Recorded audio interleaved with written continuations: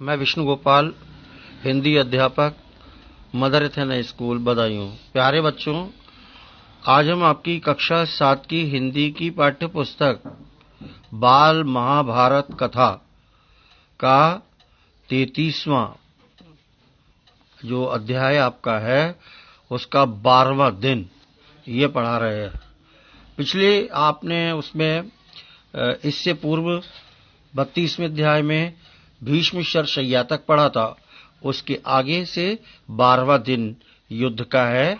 इस 12वें दिन में युद्ध किस प्रकार हुआ, कैसे हुआ, संक्षिप्त में, क्योंकि बाल महाभारत कथा आपको पता है कि ये विस्तृत पाठ है, बड़े हैं, इसलिए इनके प्रत्येक उसको हमने आपको एक संक्षिप्त रूप में कहानी के रूप में कहानी बना करके आपको समझाने का प्रयास किया है। आप ये देखें 12वां दिन, और इसको हम अपने शब्दों में व्यक्त कर रहे हैं। दृष्टि आप किताब पर रखे और कानों को मेरे मुख पर रख करके समझिए कहानी का सारांश क्या, 12वें दिन में क्या क्या हुआ।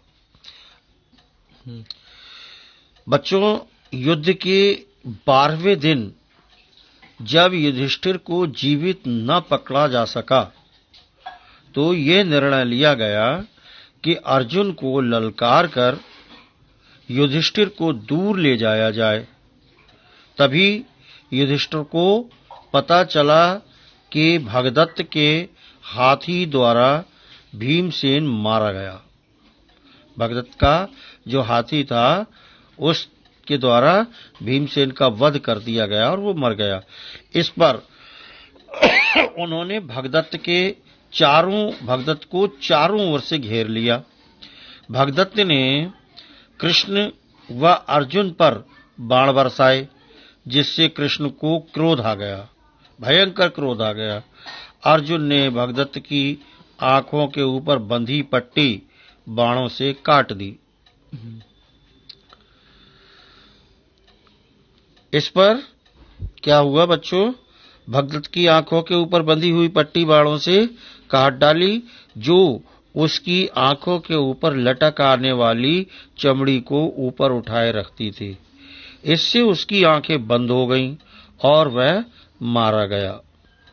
शकुनी के 2 भाई थे, वृषक और अचक।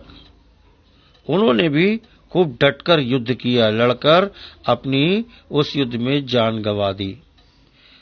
अंत में स्वयं शकुनी लड़ा और वह भी मैदान छोड़कर वहां से भाग गया। भयंकर युद्ध के बाद द्रोणाचार्य ने युद्ध करना बंद कर दिया। सारे के सारे ये क्या हुआ? सिंह शिशुओं के समान भी दोनों भाई अर्जुन के बाणों से घायल होकर गिर पड़े और मृत्यु को प्राप्त हो गए। अभिमन्यु 13वें दिन भी सशंतकों यानी तिर्गतों ने अर्जुन को युद्ध के लिए ललकारा। अर्जुन भी चुनौती स्वीकार करके उनके साथ लड़ता हुआ दक्षिण की ओर चला और नियत स्थान पर पहुंचने पर अर्जुन और सशंतकों के बीच घोर संग्राम छिड़ गया। भयंकर युद्ध हुआ, छिड़ गया। द्रोणाचार्य ने इसी बीच चक्रव्यूह की रचना कर युधिष्ठिर पर धावा बोल दिया। युद्ध बहुत हुआ और उन्होंने धावा बोल दिया। सुभद्रा का पुत्र अभिमन्यु युधिष्ठिर की आज्ञा से चक्रव्यूह तोड़ने को तैयार होकर बोला, महाराज मुझे इसमें प्रवेश करके बाहर निकलना नहीं आता। युधिष्ठिर ने कहा, कोई बात नहीं बेटा, तुम एक बार चक्रव्यूह तोड़ दो, फिर हम सब तुम्हारे साथ हैं। भीम ने भी इसका समर्थन किया। सुमित्र सारथी को रथ को सेना के बीच ले जाने का आदेश देकर अभिमन्यु शत्रु सेना में घुस गया।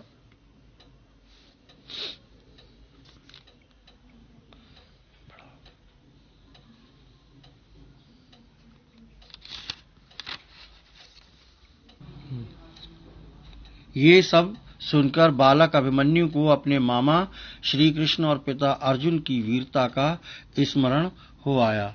बड़े उत्साह के साथ वह बोला, मैं अपनी वीरता और पराक्रम से मामा श्री कृष्ण और पिता को अवश्य प्रसन्न करूंगा।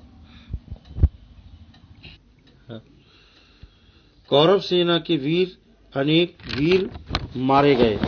ये देख सिंधु देश के राजा जयद्रथ, जो धृतराष्ट्र का दामाद था, पांडवों पर टूट पड़ा, जिससे पांडव बाहर ही रह गए और अभिमन्यु अकेला पड़ गया।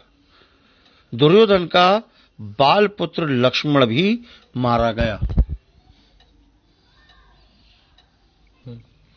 इस पर दुर्योधन के कहने पर के अभिमन्यु का तत्काल वध करो। तभी अश्वत्थामा, बृहद्बल, कृतवर्मा आदि 6 महारथियों ने उसे घेर लिया। कर्ण ने पीछे से बाण चलाकर अभिमन्यु का धनुष काट डाला। फिर वह रथ का पहिया लेकर घुमाने लगा। तभी दुशासन का पुत्र गदा लेकर उस पर टूट पड़ा। गदा युद्ध के में अभिमन्यु मारा गया। उधर अर्जुन बड़ा अनमना सा कृष्ण से अभिमन्यु के बारे में पूछ रहा था। पुत्र की मृत्यु जानकर अर्जुन रोने और बिलखने लगा। युधिष्ठिर ने अर्जुन को सारा हाल बता दिया। अर्जुन ने प्रतिज्ञा की कि कल सूर्यास्त से पूर्व ही मैं जयद्रथ को मार डालूंगा। राजा वृद्धशित्र के पुत्र जयद्रथ ने दुर्योधन से युद्ध के लिए मना कर दिया, परंतु दुर्योधन ने उसे मना लिया। अगले दिन जयद्रथ के चारों ओर सैनिक थे। उसकी सुरक्षा कड़ी थी। जोरों की लड़ाई हुई। कई वीर मारे गए। सबको मारता हुआ अर्जुन जयद्रथ के निकट पहुंच गया। वहां वह अपनी सेना से घिरा हुआ खड़ा था। अर्जुन को जयद्रथ की ओर आता देखकर अर्जुन को जयद्रथ की ओर आता देखकर भूरिश्रवा, कर्ण, वृषसेन, शल्य, अश्वत्थामा और जयद्रथ 8 महारथी अर्जुन पर टूट पड़े। सवेरा हुआ। शस्त्रधारियों में श्रेष्ठाचार्य द्रोण ने सेना की व्यवस्था करके ध्यान दिया। युद्ध के मैदान से 12 मील की दूरी पर जयद्रथ को अपनी सेना एवं रक्षकों के साथ रखा। बच्चों, 35 युधिष्ठिर की चिंता और कामना। बच्चों, ये ध्यान रखिएगा, आपको हम किताब में सिर्फ वीडियो में पुस्तक दिखा रहे हैं और पुस्तक में भी हम आपको पाठ और उसका नाम दिखा रहे हैं, संख्या और उसका नाम। जैसे 35 युधिष्ठिर की चिंता और कामना। आपको इसकी जो पूरा पाठ का विस्तार है उससे कोई मतलब नहीं, क्योंकि वो आपको दिखाई नहीं देगा। उसके हिसाब से हम आपको चला भी नहीं पाएंगे वीडियो। तो हम आपको इसकी समरी सुना रहे हैं, कहानी सुना रहे हैं। आपको कहानी ध्यान देना है और उसी हिसाब से आपके सामने ये पाठ आते जाएंगे, खींचते जाएंगे हम इनको। तो आप देखिए, केवल कहानी को सुनिएगा, ध्यान रखिए। और ये ध्यान रखें कि 34वां हो गया आपका, 35वां हो गया, 36वां हो गया या 37वां हो गया। इसको आप फुर्सत मिलने पर बाद में पढ़ सकते हैं। तो आइए 35 में देखें युधिष्ठिर की चिंता और कामना क्या थी। आप इसको संक्षिप्त में सुनिएगा।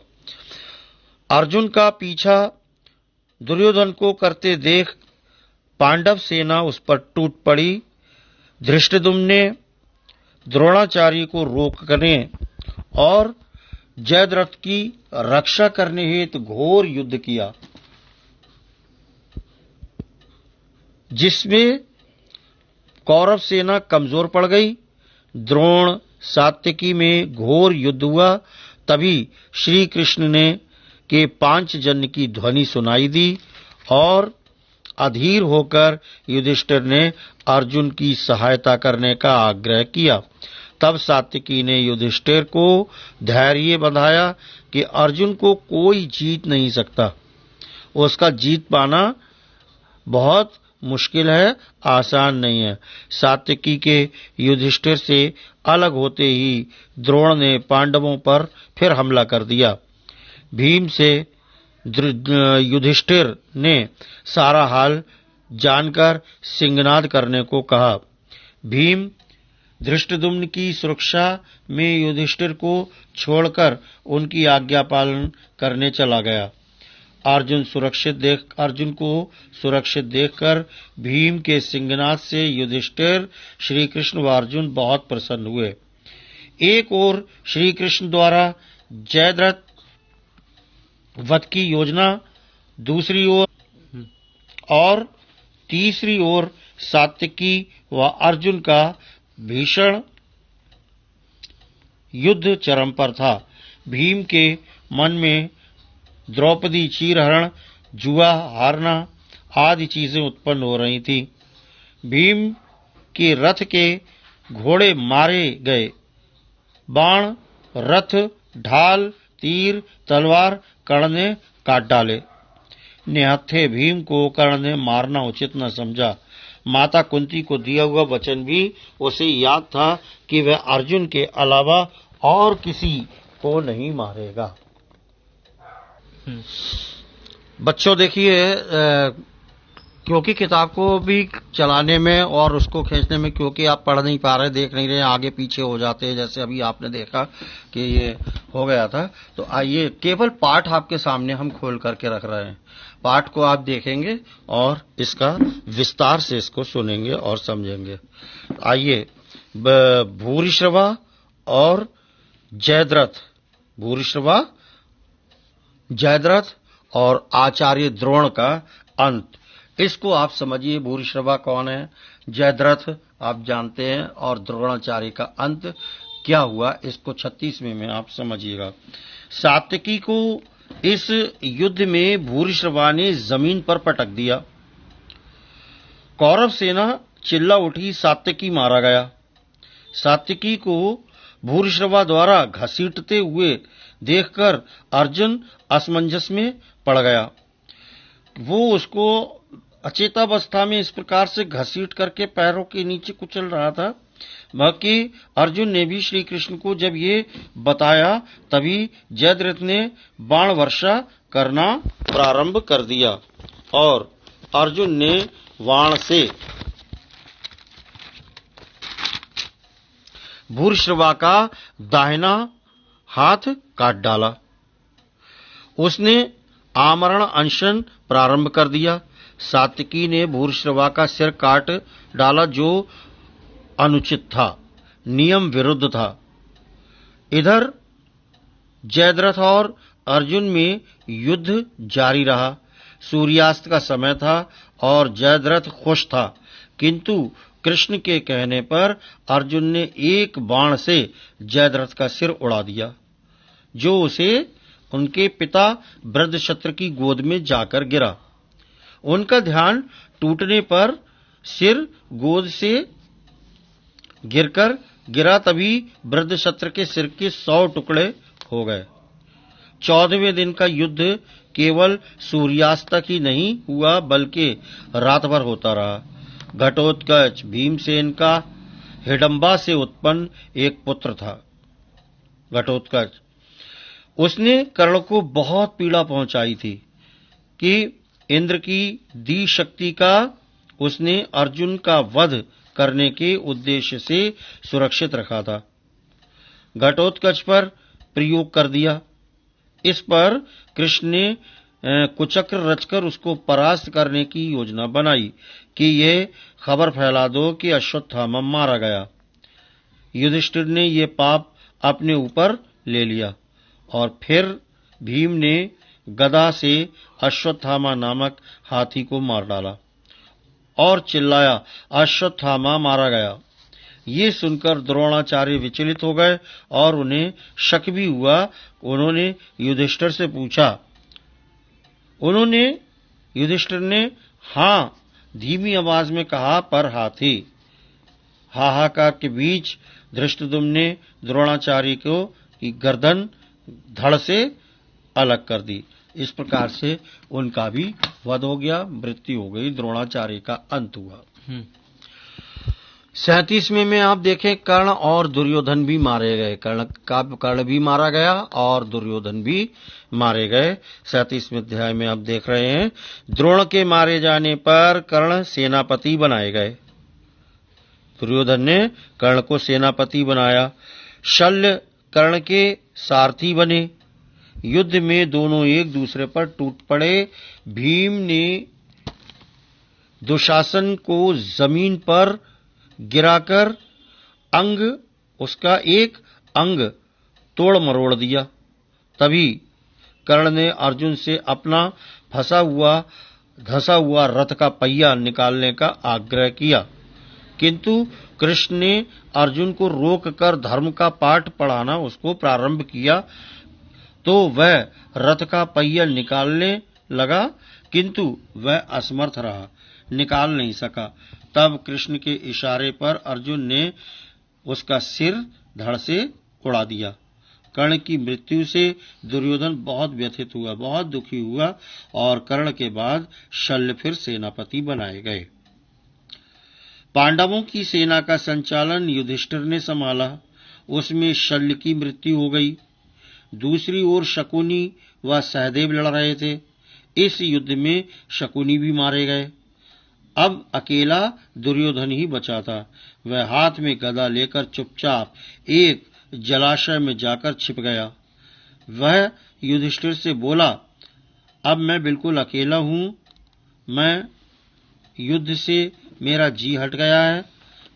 राज्य तुम ही लोग भोगो, मुझे राज्य की कोई आवश्यकता नहीं है। किंतु युधिष्ठिर के धिक्कारने पर उसने एक एक करके अपने आप से लड़ने को कहा।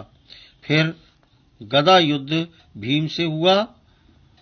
उसने भीम को गदा युद्ध के लिए चुना क्योंकि वो गदा युद्ध में पारंगत था।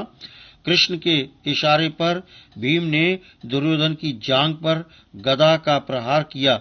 उस प्रहार से उसे धराशायी कर दिया और इस प्रकार से दुर्योधन का भी अंत हो गया। प्यारे बच्चों, अगली यहाँ तक के पार्ट 1 में हमने आपको ये जो विस्तार से पाठ आपके थे, इनका संक्षिप्तीकरण आपको सुनाया, कहानी सुनाई है। आप इसको विस्तार से पुस्तक को पढ़ लेंगे। इसके संबंधित जो प्रश्न उत्तर हैं वो आप देख लीजिएगा। 12वें दिन से 37 में कर्ण और दुर्योधन भी मारे गए। यहां तक के प्रश्नोत्तर इसमें जितने हैं उनको आप देख लीजिए। 12वें दिन में कितने प्रश्न हैं? पहला प्रश्न है, वृषक और अचक किसके भाई थे? शकुनी के। भगदत्त पर हमला करने की आज्ञा किसने दी? युधिष्ठिर ने। किसके मारे जाने पर शकुनी को क्रोध आया? भाइयों के मारे जाने पर, उसके भाई जो युद्ध कर रहे थे। अगला वाला देखें, अभिमन्यु से प्रश्न संख्या 4, चक्रव्यूह की रचना किसने की? द्रोणाचार्य ने। चक्रव्यूह को किसने तोड़ा था? अभिमन्यु ने। और धृतराष्ट्र सिंधु देश का राजा कौन था? धृतराष्ट्र और सिंधु देश का राजा कौन था? धृतराष्ट्र का दामाद और सिंधु देश का राजा कौन था? जयद्रथ। दुर्योधन के पुत्र का क्या नाम था? लक्ष्मण। जयद्रथ किसका पुत्र था? वृद्धशत्र का पुत्र था। अगला वाला देखेंगे, युधिष्ठिर की चिंता और कामना। इसमें नमा प्रश्न है, भीम ने सिंहनाद क्यों किया? अर्जुन को सुरक्षित देखकर। सूर्यास्त होने से पूर्व अर्जुन ने किसे मारने की प्रतिज्ञा की थी? जयद्रथ को। भूरिश्रवा जयद्रथ और आचार्य द्रोणाचार्य का अंत देखें। आमरण अनशन किसने शुरू कर दिया? भूरिश्रवा ने। भूरिश्रवा का वध किसने किया? सात्यकी ने। और जयद्रथ का सिर कटकर कहां जा गिरा? जयद्रथ का सिर कटकर कहां जा गिरा? वृद्धशत्र की गोद में।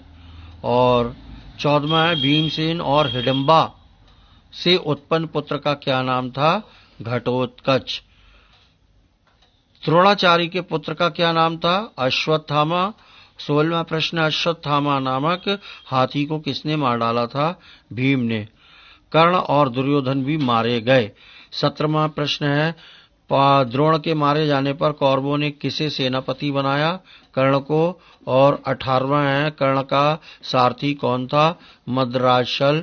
और दुर्योधन कहाँ जाकर छिप गया? जलाशय में। दुर्योधन ने गदा युद्ध के लिए किसे चुना? भीम को। प्यारे बच्चों, यहाँ तक आपने पढ़ा। इसके बाद 38, 39, 40 और 41 ये और रह गए हैं। अगली वीडियो में हम आपको ये भी प्रस्तुत करेंगे। तब तक के लिए जय हिंद, जय भारत।